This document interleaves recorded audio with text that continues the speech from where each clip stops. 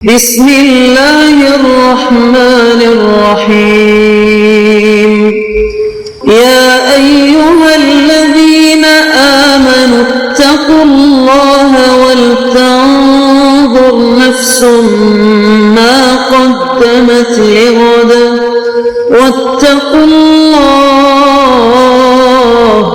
إن الله خبير بما تعملون۔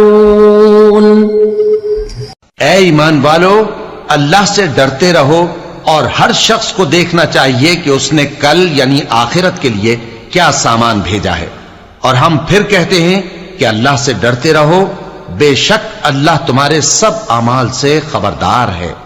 بسم اللہ الرحمن الرحیم، الحمد للہ رب العالمین، والصلاة والسلام على اشرف الانبیاء والمرسلین وعلى آلہ واصحابہ اجمعین ومن تبعہم بإحسان الى یوم الدین۔ قابل صد احترام حضرات شائقین و شائقات سچا پیغام، السلام علیکم ورحمۃ اللہ وبرکاتہ۔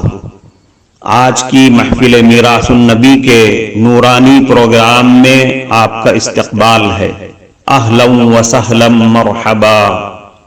ہم آپ تمام حضرات و مستورات کا خیر مقدم کرتے ہیں۔ محترم حضرات و خواتین، تعلیم کا آغاز ہو رہا ہے۔ سب سے پہلے آداب تعلیم کا لحاظ کرتے ہوئے تعلیم کی طرف متوجہ ہو جائیں۔ پورے دھیان سے سننا، عمل کی نیت سے سننا اور تبلیغ کی نیت سے سننا، یعنی سنی ہوئی باتیں دوسروں تک پہنچانے کے جذبے سے سننا۔ چند خاص آداب تعلیم ہیں، امید ہے کہ آپ حضرات ان آداب کا ضرور خیال رکھیں گے۔ جزاکم اللہ۔ بسم اللہ الرحمن الرحیم۔ آپ صلی اللہ علیہ وسلم کی تکلیف کا خوف۔ حضرت ابو ایوب انصاری رضی اللہ عنہ فرماتے ہیں، حضور صلی اللہ علیہ وسلم جب مدینہ تشریف لے آئے تو آپ صلی اللہ علیہ وسلم نے میرے یہاں قیام فرمایا۔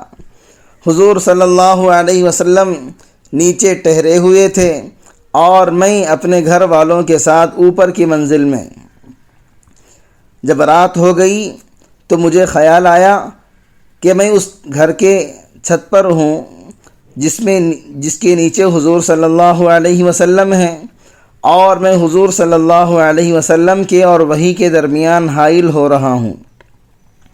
اس لیے ساری رات مجھے نیند نہ آئی، کہیں ایسا نہ ہو کہ سونے کی حالت میں اوپر ہم کچھ ہلیں جلیں اور اس سے غبار یعنی مٹی حضور صلی اللہ علیہ وسلم پر گرے، جس سے نبی کریم صلی اللہ علیہ وسلم کو تکلیف ہو۔ صبح کو میں نے حضور صلی اللہ علیہ وسلم کی خدمت میں حاضر ہو کر عرض کیا، اے اللہ کے رسول، آج ساری رات نہ مجھے نیند آئی اور نہ میری بیوی ام ایوب کو۔ حضور صلی اللہ علیہ وسلم نے فرمایا، اے ابو ایوب، کیوں؟ میں نے عرض کیا، مجھے خیال آ گیا کہ میں اس کمرے کی چھت پر ہوں جس میں آپ صلی اللہ علیہ وسلم مجھ سے نیچے ہیں۔ میں کچھ ہلوں گا تو اس سے غبار آپ پر گرے گا، جس سے آپ کو تکلیف ہوگی، اور دوسری بات یہ کہ میں آپ کے اور وحی کے درمیان حائل رہا ہوں۔ حضور صلی اللہ علیہ وسلم نے فرمایا، اے ابو ایوب، ایسا نہ کرو، کیا میں تمہیں وہ کلمات نہ سکھا دوں کہ جب تم ان کلمات کو صبح اور شام 10 مرتبہ کہہ لوگے تو تمہیں 10 نیکیاں ملیں گی، اور تمہارے 10 گناہ مٹا دیے جائیں گے، اور قیامت کے دن تمہیں 10 غلام آزاد کرنے کا ثواب ملے گا۔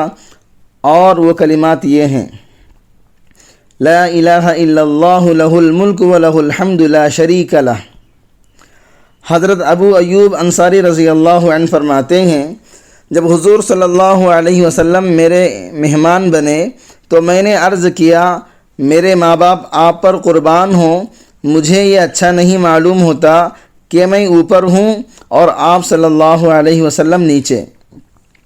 حضور صلی اللہ علیہ وسلم نے فرمایا، ہمیں سہولت اسی میں ہے کہ ہم نیچے رہیں، کیونکہ ہمارے پاس لوگ آتے رہتے ہیں۔ میں نے ایک رات دیکھا کہ ہمارا گھڑا ٹوٹ گیا اور اس کا پانی فرش پر پھیل گیا۔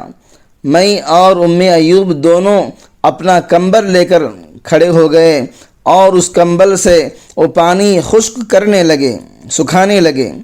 ہمیں یہ ڈر تھا کہ ہماری طرف سے کوئی ایسی بات نہ ہو جائے جس سے حضور صلی اللہ علیہ وسلم کو تکلیف ہو، یعنی چھت سے پانی کہیں حضور صلی اللہ علیہ وسلم پر نہ ٹپکنے لگ جائے۔ اس کمبل کے علاوہ ہمارے پاس اور لحاف نہیں تھا۔ وہ کمبل گیلا ہو گیا، بھیگ گیا تھا اور ہم نے ساری رات جاگ کر گزار دی۔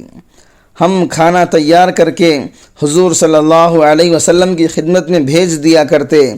جب آپ صلی اللہ علیہ وسلم بچا ہوا کھانا واپس کر دیتے تو ہم اس جگہ سے خاص طور سے کھانا کھاتے جہاں آپ صلی اللہ علیہ وسلم کی مبارک انگلیاں لگی ہوتی۔ یوں ہم حضور صلی اللہ علیہ وسلم کی برکت حاصل کرنا چاہتے۔ ایک رات آپ صلی اللہ علیہ وسلم نے کھانا واپس کر دیا۔ ہم نے اس میں لہسن یا پیاز ڈالا تھا۔ ہمیں اس میں حضور صلی اللہ علیہ وسلم کی انگلیوں کا کوئی نشان نظر نہ آیا۔ میں نے جا کر حضور صلی اللہ علیہ وسلم سے عرض کیا کہ ہم آپ کی انگلیوں والی جگہ سے برکت کے لیے کھانا کھایا کرتے تھے، لیکن آج آپ نے کھانا ویسے ہی واپس کر دیا ہے، اس میں کچھ بھی نہیں کھایا۔ حضور صلی اللہ علیہ وسلم نے فرمایا، مجھے اس کھانے سے لہسن یا پیاز کی بو محسوس ہوئی اور میں اللہ تعالیٰ سے مناجات کرتا ہوں اور فرشتوں سے بھی بات کرتا ہوں، اس لیے میں نہیں چاہتا کہ میرے منہ سے کسی طرح کی بو آئے، لیکن آپ لوگ یہ کھانا کھا لو۔ حضرت حبان ابن واسع رحمۃ اللہ علیہ اپنی قوم کے چند عمر رسیدہ لوگوں سے روایت کرتے ہیں، حضور صلی اللہ علیہ وسلم نے جنگ بدر کے دن اپنے صحابہ کی صفوں کو سیدھا کیا۔ آپ صلی اللہ علیہ وسلم کے ہاتھ میں نوک اور پر کے بغیر کا ایک تیر تھا، جس سے آپ صلی اللہ علیہ وسلم لوگوں کی صفوں کو برابر کر رہے تھے۔ محترم ناظرین کرام، اس دینی اور ایمانی بیان کو سننے کے دوران ہی اس کو لائک کر دیجئے اور شیئر بھی کر دیجئے تاکہ دوسرے بھی اس سے فائدہ اٹھا سکیں۔ اللہ آپ کو جزائے خیر عطا فرمائے۔ آپ صلی اللہ علیہ وسلم حضرت سواد ابن غزیہ رضی اللہ عنہ کے پاس سے گزرے۔ یہ بنو عدی بن نجار قبیلے کے حلیف تھے، سب سے باہر نکلے ہوئے تھے۔ حضور صلی اللہ علیہ وسلم نے ان کے پیٹ میں وہ تیر چبھو کر فرمایا، اے سواد سیدھے کھڑے ہو جاؤ۔ انہوں نے عرض کیا، اے اللہ کے رسول، آپ کے تیر چبھونے سے مجھے درد ہو گیا اور اللہ نے آپ کو حق اور انصاف کے ساتھ بھیجا ہے، لہذا آپ مجھے بدلہ دے دیں۔ اس پر آپ صلی اللہ علیہ وسلم نے اپنے پیٹ سے کپڑا ہٹا کر فرمایا، بدلہ لے لو۔ وہ حضور صلی اللہ علیہ وسلم سے چمٹ گئے اور حضور صلی اللہ علیہ وسلم کے پیٹ کا بوسہ دینے لگے۔ حضور صلی اللہ علیہ وسلم نے فرمایا، اے سواد، تم نے ایسا کیوں کیا؟ انہوں نے کہا، اے اللہ کے رسول، آپ دیکھ ہی رہے ہیں کہ لڑائی کا موقع آ گیا ہے، شاید میں اسی میں شہید ہو جاؤں، تو میں نے چاہا کہ میری آپ صلی اللہ علیہ وسلم سے آخری ملاقات اس طرح ہو کہ میری کھال آپ صلی اللہ علیہ وسلم کی کھال سے مل جائے۔ اس پر آپ صلی اللہ علیہ وسلم نے ان کے لیے دعائے خیر فرمائی۔ حضرت حسن فرماتے ہیں کہ نبی کریم صلی اللہ علیہ وسلم کی ایک آدمی سے ملاقات ہوئی جس نے کپڑوں پر زرد رنگ لگا رکھا تھا۔ حضور صلی اللہ علیہ وسلم کے ہاتھ میں کھجور کی ایک ٹہنی تھی۔ حضور صلی اللہ علیہ وسلم نے اس سے فرمایا، یہ ورس رنگ اتار دو۔ ورس یمن کی زرد رنگ کی ایک بوٹی کا نام ہے۔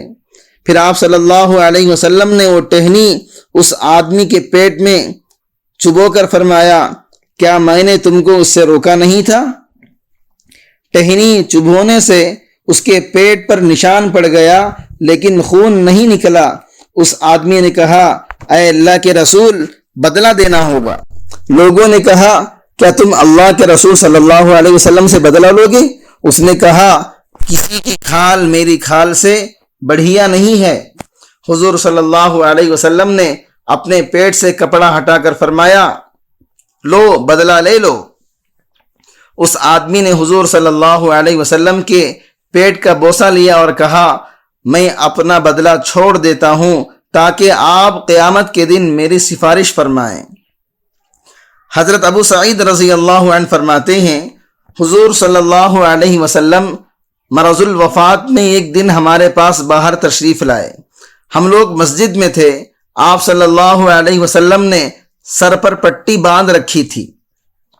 آپ صلی اللہ علیہ وسلم سیدھے ممبر کی طرف تشریف لے گئے اور ممبر پر بیٹھ گئے۔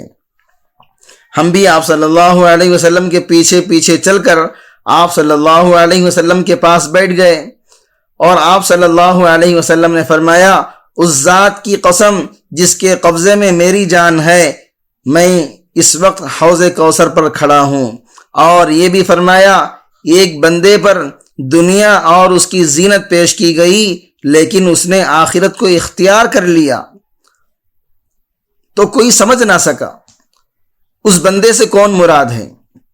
البتہ حضرت صدیق اکبر رضی اللہ عنہ سمجھ گئے اور اس سے مراد حضور صلی اللہ علیہ وسلم ہی ہیں، اور ان کی دونوں آنکھوں میں آنسو بھر آئے اور صدیق اکبر رضی اللہ عنہ رو پڑے اور یوں کہا میرے ماں باپ آپ پر قربان ہو، ہم اپنے ماں باپ اور اپنا مال اور جان سب آپ پر قربان کر دیتے ہیں۔ اس کے بعد حضور صلی اللہ علیہ وسلم ممبر سے نیچے تشریف لے آئے اور پھر انتقال تک ممبر پر تشریف فرما نہ ہوئے۔ حضرت معاذ بن جبل رضی اللہ عنہ فرماتے ہیں جب حضور صلی اللہ علیہ وسلم نے انہیں یمن بھیجا تو حضور صلی اللہ علیہ وسلم ان کو ہدایت دینے کے لیے ان کے ساتھ خود بھی شہر سے باہر نکلے۔ حضرت معاذ رضی اللہ عنہ سواری پر تھے اور حضور صلی اللہ علیہ وسلم ان کی سواری کے ساتھ پیدل چل رہے تھے۔ جب حضور صلی اللہ علیہ وسلم ہدایات دینے سے فارغ ہو گئے تو فرمایا اے معاذ شاید اس سال کے بعد آئندہ تم مجھ سے مل نہ سکو گے اور شاید تم میری اس مسجد اور میری قبر کے پاس سے گزرو۔ یہ سن کر حضرت معاذ رضی اللہ عنہ حضور صلی اللہ علیہ وسلم کی جدائی کے غم میں پھوٹ پھوٹ کر رونے لگے۔ پھر حضور صلی اللہ علیہ وسلم ان کی طرف متوجہ ہوئے اور مدینے کی طرف منہ کر کے فرمایا قیامت کے دن لوگوں میں سے میرے سب سے زیادہ قریب متقی لوگ ہوں گے، جو بھی ہوں اور جہاں بھی ہوں، اس کے لیے کسی خاص قوم میں سے ہونا یا میرے شہر میں رہنا کوئی ضروری نہیں۔ کفارہ مجلس کی دعا پڑھ لیجئے۔ سبحانک اللہم و بحمدک اشہد ان لا الہ الا انت استغفرک و اتوب الیک۔